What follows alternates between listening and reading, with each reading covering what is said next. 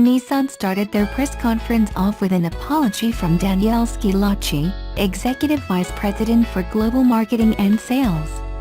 Recent scandals involving Kobe Steel, as well as the signing off of cars for the Japanese market by unqualified staff, has put Nissan under intense scrutiny. By owning up to it and bowing deeply in front of the predominantly Japanese media, Schillaci made it clear that Nissan's leadership intends to own their mistakes. It's all about moving forward for Nissan.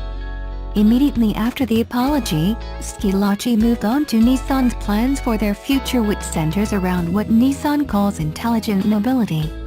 Powered by two electric motors providing a combined 320 kilowatts of power and 516 pounds-ft of torque, the IMX Zero Emissions concept embodies the future of Nissan intelligent mobility. Nissan claims it'll achieve a range of 372 miles on a single charge. Though don't get too excited. This is a concept car that probably won't see production. Perhaps we'll see elements of design from this concept in future SUVs and crossovers. The next Murano could look something like this, or, better yet, the next Juke. The IMX has Nissan's ProPilot system, which offers two modes. In ProPilot mode, the computer fully takes over control of the car. In this mode, the ProPilot retracts the steering wheel and reclines the seat for a more lounge-like experience, while manual gives the driver full control again.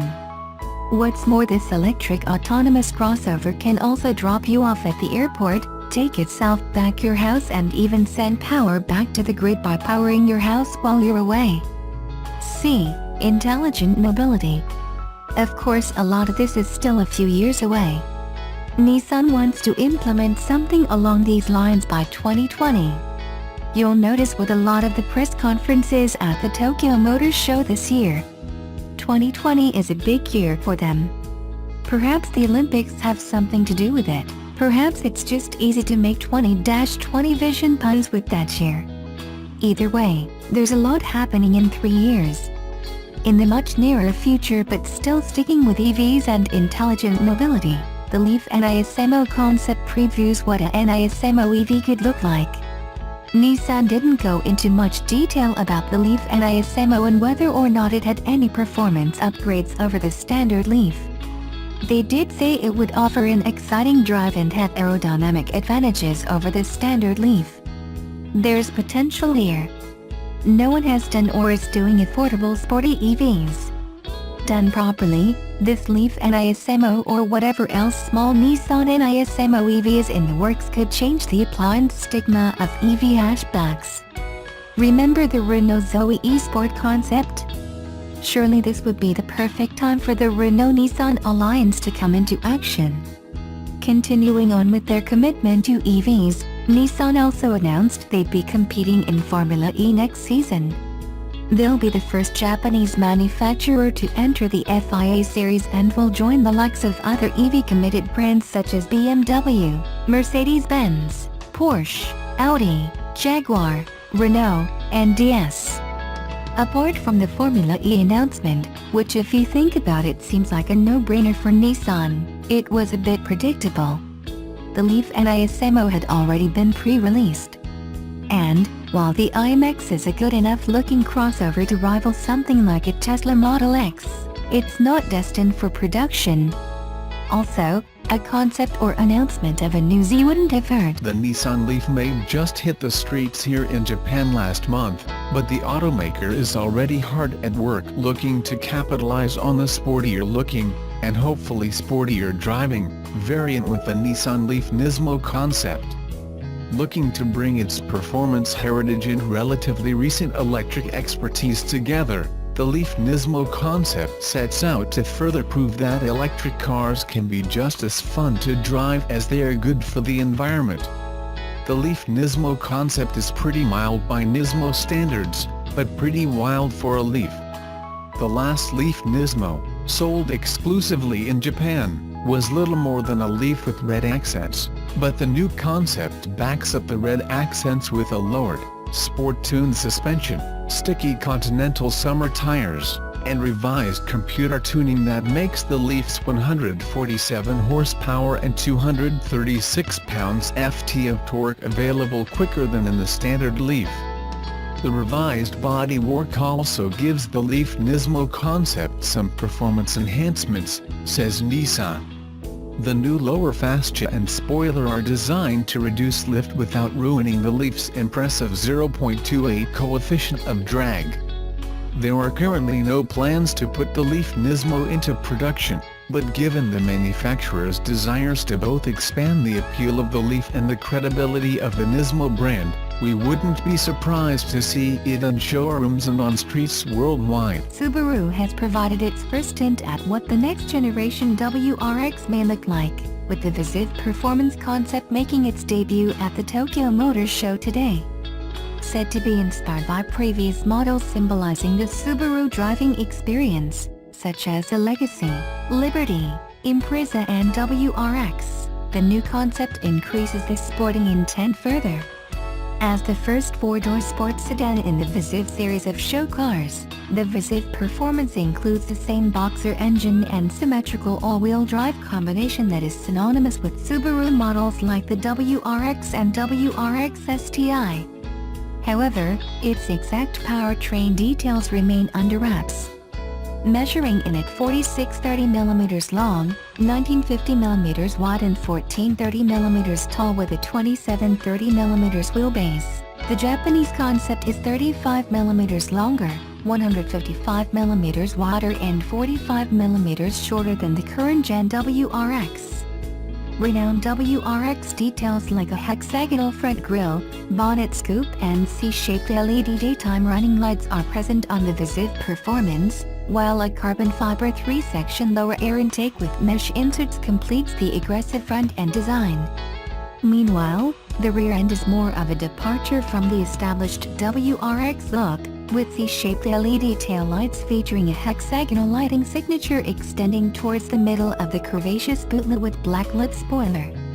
Additionally, the Visiv Performance's chunky carbon fiber rear diffuser houses stacked quad exhaust pipes, which is similar in execution to the Alfa Romeo Giulia Quadrifoglio and Lexus RCF among others.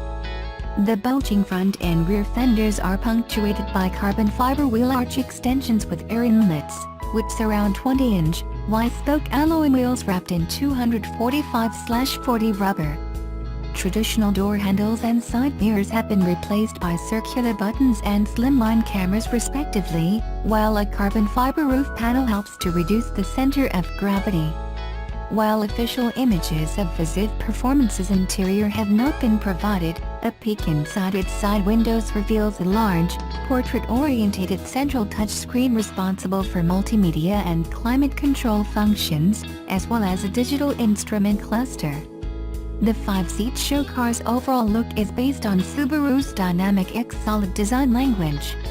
In preparation for a future where autonomous driving is the norm, the Visiv Performance features the latest generation of Subaru's advanced eyesight driver assist technology set to be launched around 2020, as well as other devices. According to Subaru, the Visiv concept series embodies the brand's vision for the future of making cars that deliver enjoyment and peace of mind to its customers, with the Visiv Performance becoming the fourth model in this lineup. Previous Visiv, short for Vision for Innovation concepts include the Visiv 7 7-seat SUV from the 2016 Los Angeles show, Visiv 2 compact SUV from the 2014 Geneva show, and the Visiv hybrid crossover from the 2013 Geneva show. The 4th Gen WRX and WRX STI have been on sale in Australia since March and April 2014 respectively, with their replacements based on the Subaru Global Platform, SGP, expected to appear in either 2019 or 2020.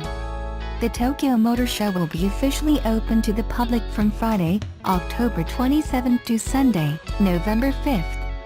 Should Subaru carry the Visiv Performance concept's design into WRX production? Tell us what you think in the comments below. A mechanical defect in 2013 to 2014 Subaru WRX and WRX STI vehicles can lead to contaminated oil-carrying metal debris throughout the engines, according to a lawsuit filed last week. The lengthy complaint, filed in federal court on behalf of 2013 WRX owner Vincent Salgado, alleges that, once the vehicle's connected rod bearings began to fail, metal debris is carried throughout the engine by way of contaminated oil. In particular, the suit says, defective rotating assemblies are the source of the problem. This defect, which existed at the time each class vehicle was manufactured, and typically manifests itself during and shortly after the limited warranty period has expired, will inevitably cause the class vehicles to experience spun connecting rod bearings and catastrophic engine failure, according to the complaint, which you can read entirely below.